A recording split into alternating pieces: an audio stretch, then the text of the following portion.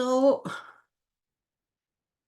I will speak about sarcopenia frautifos, and after that I will propose a complex rehabilitation program with some practical skills for treatment and prevention of these problems.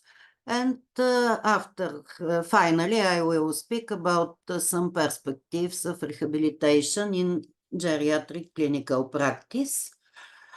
Physical and rehabilitation medicine is a specialty focused on the promotion of physical and cognitive functioning, activities, participation, and modification of personal and environmental factors. And rehabilitation is the use of all means destined to reduce the degree of incapacity and disability, and training people with permanent incapacity to obtain optimal social integration. Sarcopenia.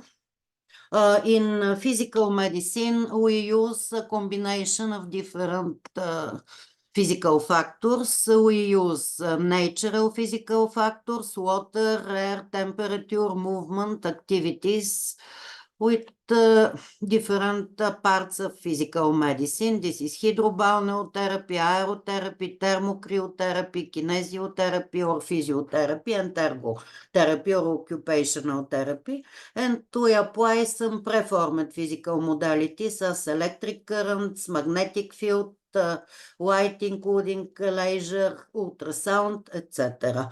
In geriatric rehabilitation, we emphasize on physiotherapy and occupational therapy, and on some treatments, some procedures with preformed factors, especially functional electrical stimulations in case of motor deficits, and TENS, transcutaneous electroneurostimulation, and magnetotherapy for pain relief, and laser therapy in case of autonomic dysfunction. What is sarcopenia frailty? Sarcopenia, this is the reduction of the muscle mass. This is the first definition. And we know that there exists a relationship between the low muscle mass and the functional deficiency. Actually, we consider that sarcopenia is a progressive and generalized loss of mass and force of skeletal muscles, with results physical dysfunction, altered quality of life, and finally death. The reduction of muscle mass provokes functional dysfunctions, functional problems, frequent falls, and loss of autonomy in everyday life. This is differences between muscles, skeletal muscles of the upper extremity, normal muscle, and sarcopenic muscle of the upper extremity. And in the lower extremity, the situation is the same. Only about 30% of the strength difference between young adults and older adults is due to aging, and the muscle loss is the result of reduced physical activity. This is the difference between a muscle of the lower extremity, this is the femoral region, and this is the muscle in an older adult. For evaluation of sarcopenia, we use evaluation of the muscle strength, of force, of some functional test, assistance with walking, rising from a chair, climbing stairs, etc. Sarcopenia and frailty have many health consequences and economic problems, of course. The European consensus on sarcopenia, the first one was 10, 15, 14 years ago, and the second, the revised European consensus on sarcopenia was in 2000. 18. Here we have the new definition of sarcopenia. We have probable sarcopenia, only low muscle strength. We have confirmed diagnosis, low muscle quantity and quality, and we have severe sarcopenia. This is the combination of all three criterion. This second revisit European consensus on sarcopenia makes differences between primary and secondary sarcopenia, and we have differences between acute and chronic sarcopenia, because sarcopenia is not only in geriatric, in older adults, but we have sarcopenia in other conditions. So the recommendations of the European Working Group on Sarcopenia includes finding cases, assessment, confirmation, and determination of severity. And we know that actually we have the code in the International Classification of Diseases, the 10th revision. This is the code of sarcopenia, and this is the code used by the medical community. Some authors proposed other diagnosis. They consider that between the normal skeletal muscle and the developed sarcopenia, we have several stages. The first stage is the skeletal muscle function deficit or muscle wasting diseases. In the pathogenesis of sarcopenia, we have different criterions, different causes, but the most important cause is the decreased activity. So the low physical activity. The physical activity is a very important factor in the development of sarcopenia. And we have several publications on the topic influence of exercise on sarcopenia. And finally, after the sarcopenia, we have the stage of frailty. This is a biological syndrome of low reserve and resistance to stressors resulting from accumulative declines across multiple physiological systems that collectively predispose an individual to adverse outcomes. Frailty is developing. This is a continuum from independence, functional independence, to loss of autonomy, and finally death. And frailty is considered as a multi-system impairment that makes an individual vulnerable to external or internal stressors. This is a geriatric syndrome with multi-system impairment associated with increased vulnerability to stressor. In clinical practice, we use different parameters for evaluation. This is the gait speed and the distance walked during 6 minutes walk test. And we have differences between physical frailty and cognitive frailty. This is frailty without dementia. And the health consequences false and with some fractures, anxiety, etc. So what about the rehabilitation medicine?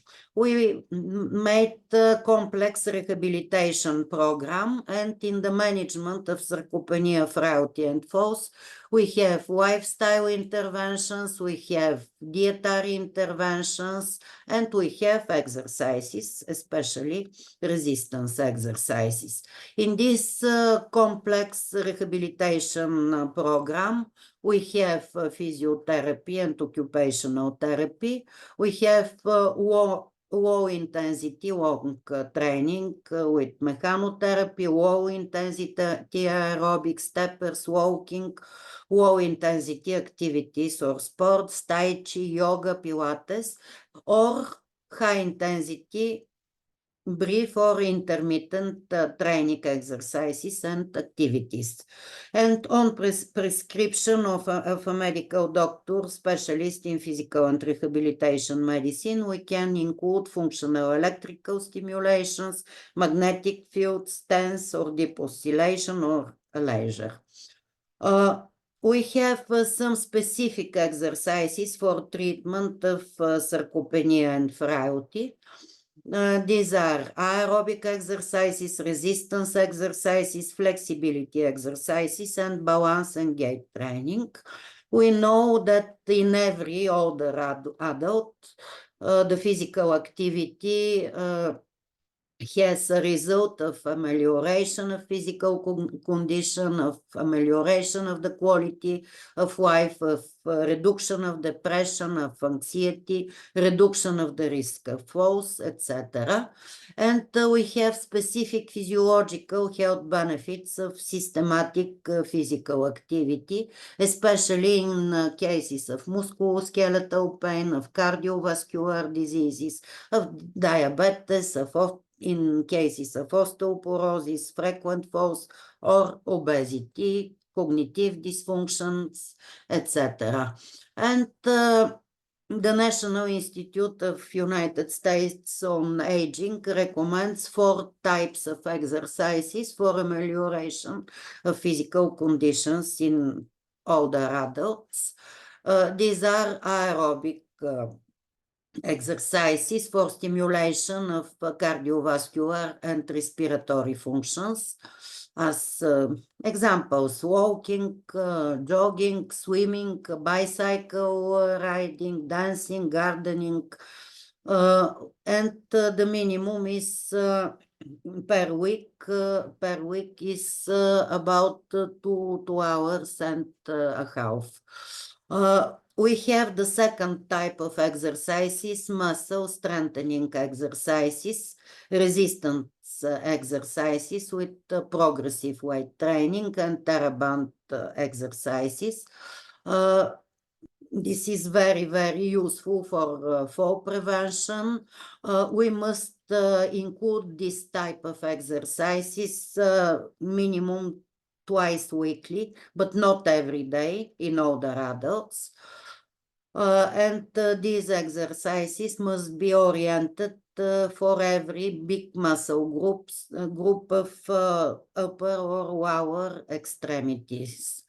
We have the third type of exercises are the flexibility exercises, stretching exercises, and finally the most important for fall prevention are the balance exercises, balance training, balance exercise on one or on 2 legs, on stable surface or unstable surface, walking on heel or on 2 and toes, sideways or backward walks, and exercises for lower extremity. We must say that systematic physical activity is very useful for cognitive disorders, for the mental health of older adults, and we have several recommendations and several very interesting articles on implication of physical exercise in cases of sarcopenia, in cases of frailty, with different mechanism of action of exercises at the muscle level, at neuromotor level, at molecular level, and this is a very interesting article. This is the implication of chair stand exercises in rehabilitation patients after stroke in post-stroke hemiparesis, with influence of exercises on muscle power, on contraction rate, on muscle strength, on muscle mass, etc., and on autonomy in activities of daily living of geriatric population. And this is a systematic review, very interesting, to proving the influence of physical activity on quality of life, especially resistant exercises and balance and aerobic exercises on quality of life, and influence of resistant training and aerobic training on hand grip strength in older adults with a very high level of significance. And another very interesting systematic review with meta-analysis. This is the effect of physical rehabilitation on activities of daily living in older residents of long-term care facilities, proving that systematic physical activity, systematic exercises are very useful for autonomy in activities of daily living, using different scales of assessment, Bartle index, Katz index of independence in activities of daily living, etc. So we can say that in this field, we have very interesting perspectives. This is the implication of robotics and virtual reality in rehabilitation practice. This is the grasp training using the mirror box therapy, very useful for the strength of the grasp and the grip. Different types of grasp and grip can be trained using virtual reality, using different mechanotherapy types, and this is very useful in post-stroke patients with hemiplegic hands, using assessment tool. These are the sensors for evaluation of the muscle strength of the lower extremity in this case. These are different of our patients, and the robot can measure the range of motion. This is the amelioration in the range of motion, the amelioration of the force of the muscle force of the upper extremity in this case. And for training of the gait, this is very useful too. This is the Lokomat training, robotic training with Lokomat and Lokomat Pro in patients with, in this case, left hemiparesis, post-stroke hemiparesis. This is the Lokomat training of the gait, very useful for this type of patients. And in conclusion, we can say that physical medicine can be very useful in the clinical practice of gerontology and geriatrics. And an example of this is Stephen Hawking, known by all of us. And finally, we can say that our goal is amelioration of the quality of life of geriatric patients with sarcopenia and frailty with the methods of physical and rehabilitation medicine. Finally, this is our team, and thank you very much for your time. And if you have any questions, I'm here. Or you can use my personal email address for questions. Thank you for your attention again.